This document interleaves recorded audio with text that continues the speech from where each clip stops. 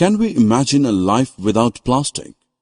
No, we surely cannot, because it is an alternate resource in the times of our dwindling natural resources.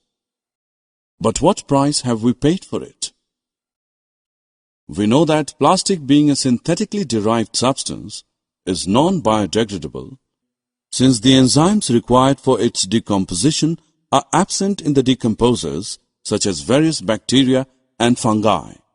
Thus, heaps of plastics are collected and dumped in landfills.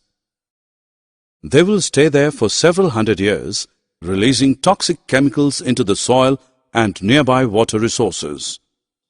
Also, as plastics form a cover on the ground surface and are impermeable to water, the rainwater would not be absorbed into the soil, thus diminishing our underground water reservoirs. You must have seen cows struggling to take out food from the plastic bags thrown near the garbage heaps.